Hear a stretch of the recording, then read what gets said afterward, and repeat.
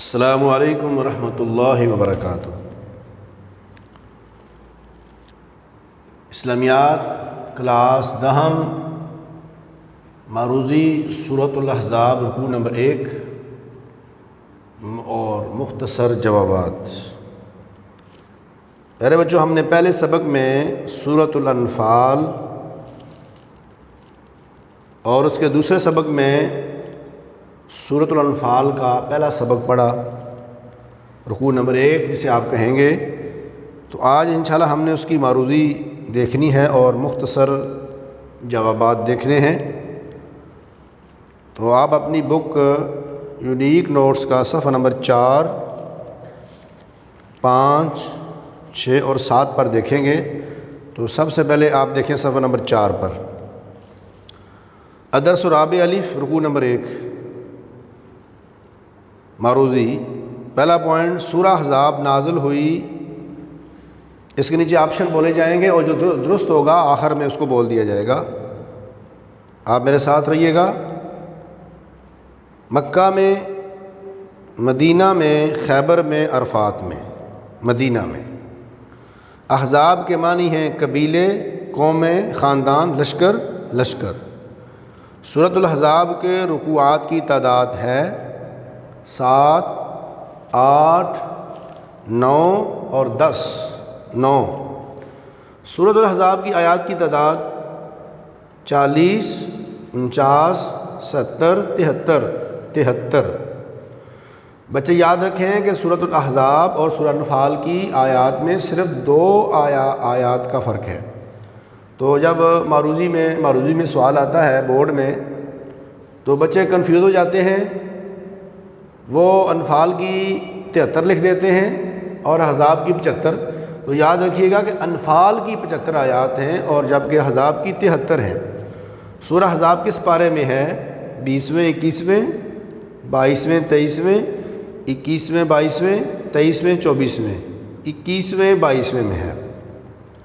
سورہ احزاب کا دوسرا نام غزوہ خندق، غزوہ مکہ، غزوہ تبوک، غزوہ خیبر، غزوہ خندق، یعنی غزوہ احزاب کا دوسرا نام ہے غزوہ خندق۔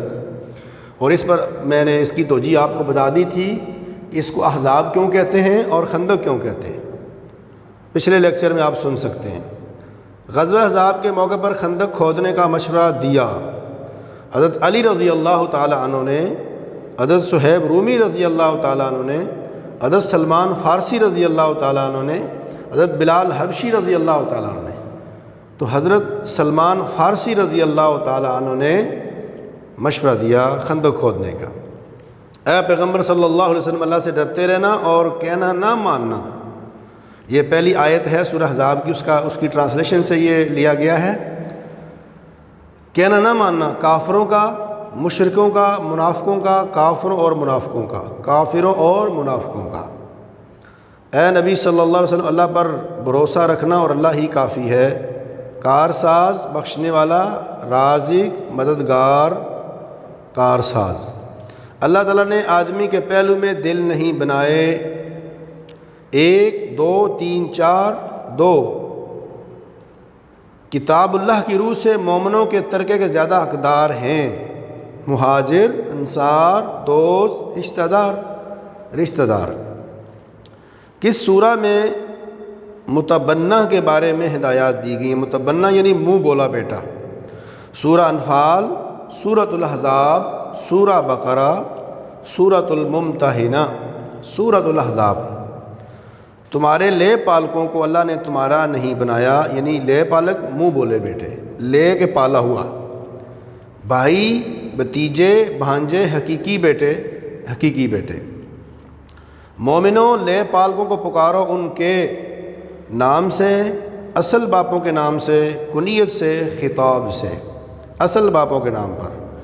لے پالک بیٹوں سے کیا مراد ہے؟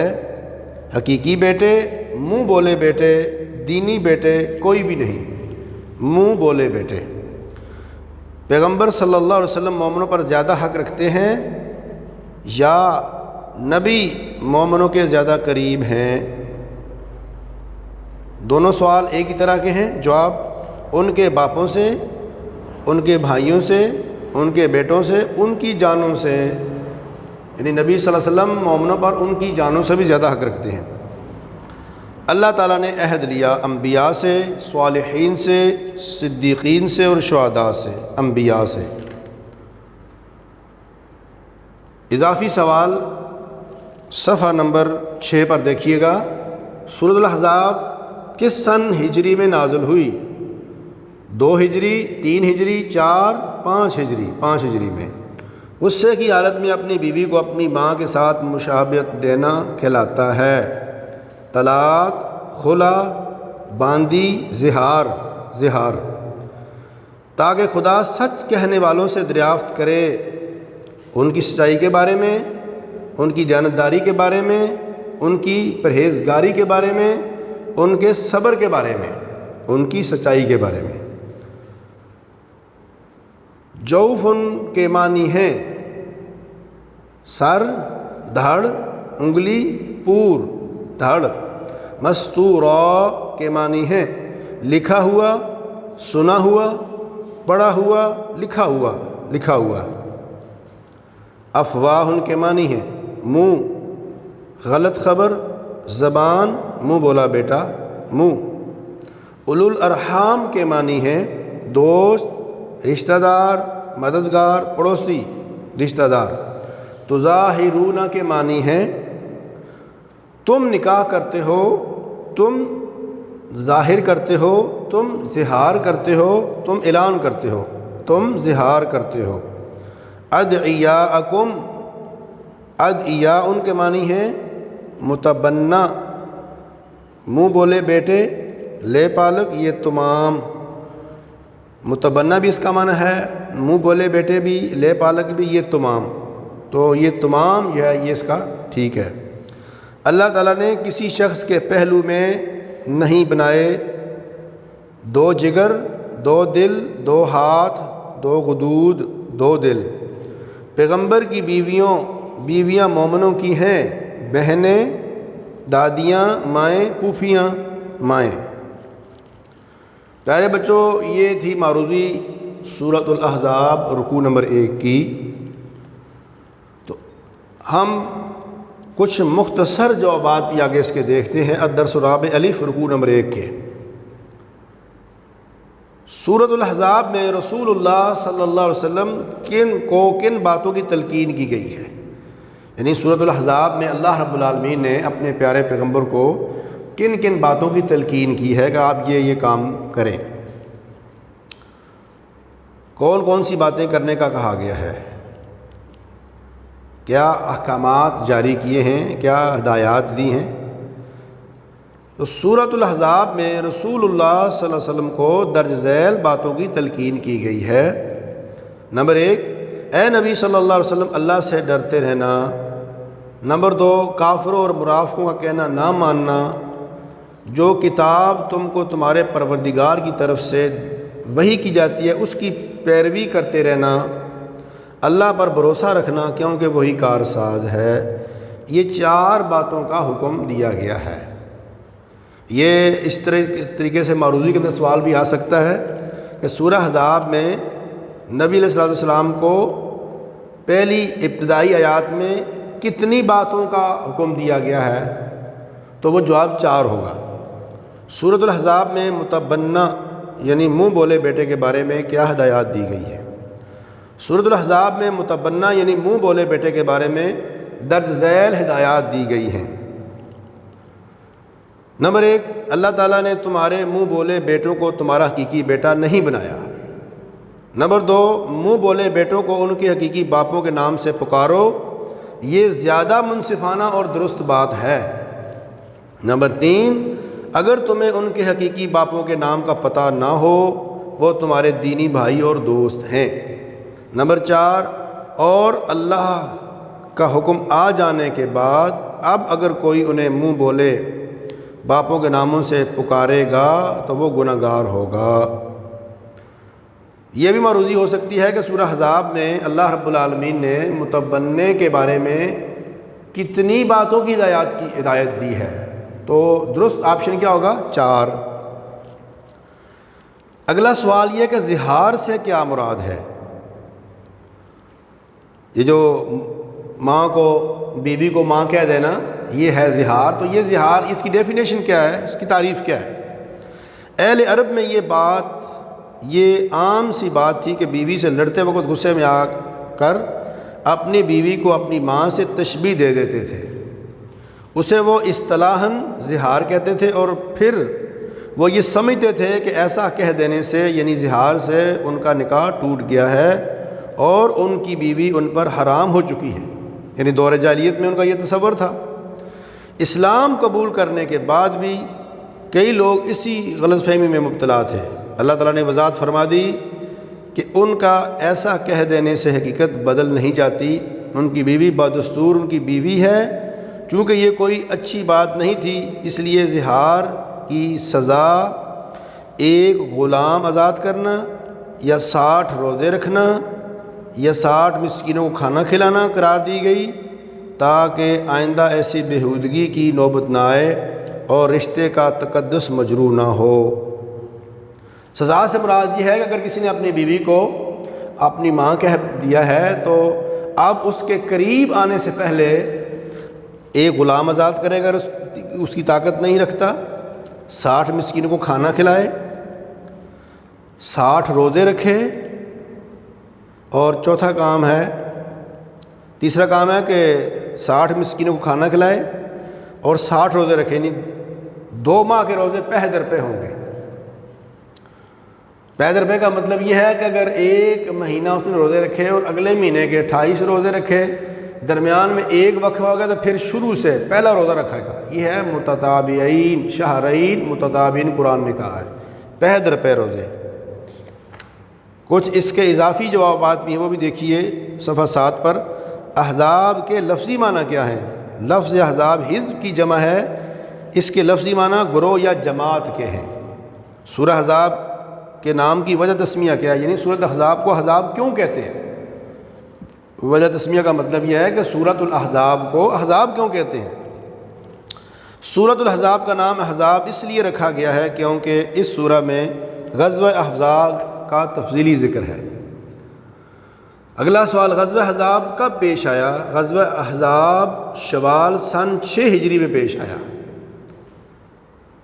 غزوہ احزاب کو اور کس نام سے یاد کیا جاتا ہے؟ غزوہ احزاب کو غزوہ خندق کے نام سے بھی یاد کیا جاتا ہے۔ اگلا سوال، غزوہ احزاب کے موقع پر خندق کس صحابی کے مشورے سے کھودی گئی؟ غزوہ احزاب کے موقع پر خندق حضرت سلمان فارسی رضی اللہ عنہ کے مشورے سے کھودی گئی۔ غزوہ احزاب کے موقع پر خندق مدینہ منورہ کی کس سمت کھودی گئی؟ غزوہ احزاب کے موقع پر خندق مدینہ منورہ کی شمالی سمت کھودی گئی۔ غزوہ احزاب کا کیا نتیجہ نکلا؟ مشرکین مکہ نے اپنے اتحادی قبائل کے ساتھ مل کر تقریباً 10,000 کا مسلح لشکر لے کر مدینہ منورہ کا 1 ماہ محاصرہ جاری رکھا۔ اس کے باوجود وہ خندق عبور کرنے میں ناکام رہے۔ آخر کار ایک سرد طوفانی رات میں مایوسی کے عالم میں ذی القعدہ سن 5 ہجری میں محاصرہ ختم کر کے مکہ کو لوٹ گئے۔ اصل ان پر خدا کا عذاب نازل ہوا تھا، اللہ نے تیز ہوا چلا دی، ان کی سواریاں جو ہیں وہ اپنے رسیاں تلا کے بھاگ گئیں، ان کی ہنڈیاں الٹ گئیں، اور ان کا سردار ابو سفیان سب سے پہلے بھاگا اور باقی سارا لشکر بعد میں بھاگا۔ یہ اللہ کی مدد تھی۔ متبنہ سے کیا مراد ہے؟ یعنی منہ بولا بیٹے سے۔ اگر کوئی شخص کسی دوسرے شخص کے بیٹے کو گود لے لے اور اپنی حقیقی اولاد کی طرح اس کی پرورش کرے تو اس بچے کو متبنہ یعنی منہ بولا بیٹا کہا جاتا ہے۔ زمانہ جاہلیت میں متبنہ منہ بولے بیٹے کے بارے میں کیا قانون تھا؟ زمانہ جاہلیت میں متبنہ منہ بولے بیٹوں کا حقیقی بیٹا بنایا مانا جاتا تھا، اور اس کی متعلقہ سے اس بچے کو گود لینے والا باپ نکاح نہیں کر سکتا تھا۔ اسلام نے زمانہ جاہلیت کی اس رواج کو ہمیشہ کے لیے ختم کر دیا۔ وَأَعَدَّ لِلْكَافِرِينَ عَذَابًا أَلِيمًا کا ترجمہ کریں۔ ترجمہ، اس خدا نے کافروں کے لیے دکھ دینے والا عذاب تیار کر رکھا ہے۔ سورہ احزاب میں جن 5 پیغمبروں سے عہد لینے کا ذکر آیا ہے ان کے نام لکھیں۔ سورہ احزاب میں جن 5 پیغمبروں سے عہد لینے کا ذکر آیا ہے ان کے نام یہ ہیں: حضرت نوح، حضرت ابراہیم، حضرت موسیٰ، حضرت عیسیٰ، حضرت محمد صلی اللہ علیہ وسلم۔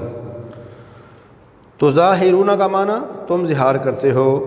یا ایھا النبی اتق اللہ ولا تطع الکافرین کا ترجمہ کریں: اے پیغمبر اللہ سے ڈرتے رہنا اور کافروں کا کہنا نہ ماننا۔ ما جعل اللہ لرجل من قلبین فی جوفہ، ترجمہ: خدا نے کسی آدمی کے پہلو میں 2 دل نہیں بنائے۔ ذالکم قولکم بافواہکم، ترجمہ کیجئے، ترجمہ: یہ سب تمہارے منہوں کی باتیں ہیں۔ تو پیارے بچوں، یہ تھا سورۃ الاحزاب رکوع نمبر 1 کی معروضی اور اس کے مختصر جوابات۔ تو اب ہوم ورک آپ کو دیا جاتا ہے، آپ نے یہ ہوم ورک اپنے رجسٹر کے اوپر کرنا ہے۔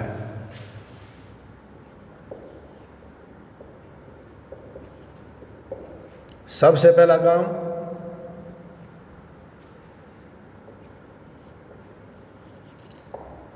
معروضی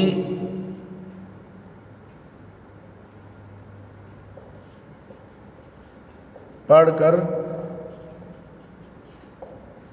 درست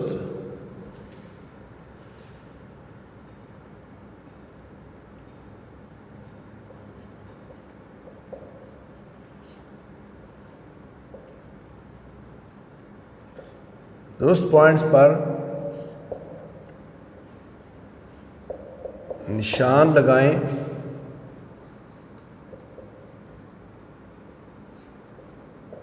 اور یاد کریں۔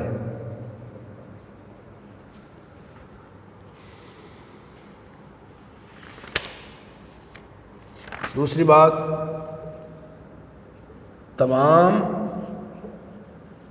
مختصر جوابات یاد کریں۔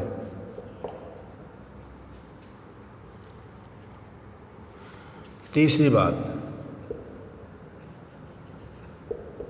اظہار متبنہ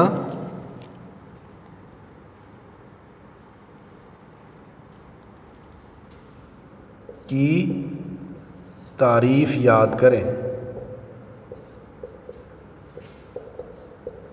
اور لکھیں۔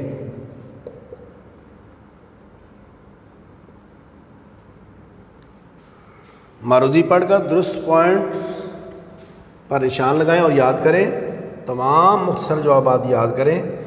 نمبر 3، اظہار پلس متبنہ کی تعریف یاد کریں اور لکھیں۔ السلام علیکم ورحمۃ اللہ وبرکاتہ۔